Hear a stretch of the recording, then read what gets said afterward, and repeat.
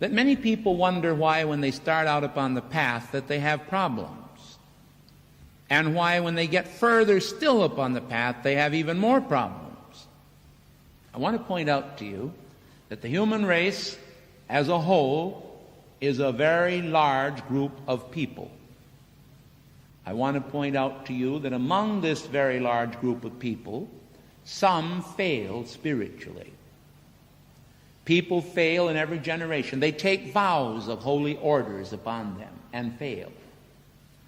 They start out with God and worshiping God, and they go back into the utter ignorance and superstitions from whence they came.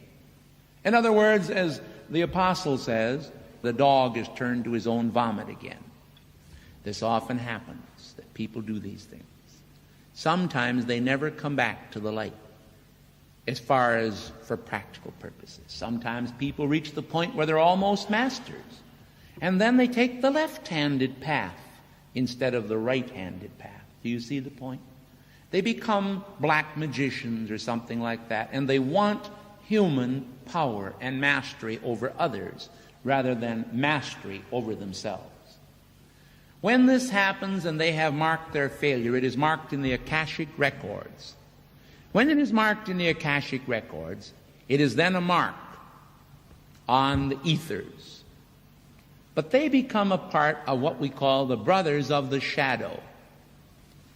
And when they see you, any one of you, the little disciple of the Master, beginning to succeed, what is the first thought that comes to them? I will stop them. That's their thought. They don't want you to succeed where they fail. Does that make any sense to you? And these are beings in the astral realm, in the psychic realm. These are beings that have lost, in many cases, their even physical body. They have lost, in a sense, their real identity. And they're a part of what we call the powers of darkness, which really has no power. But still it has power where human effectivity is involved, where people give it power, in other words. They empower it. And so these forces then stand to try to hinder the aspirant to light. When you go on the spiritual path, you are going to encounter these brothers of the shadow. And you know when you get the biggest attack from them? When you come to the point where you are truly about to realize God. Does that make sense?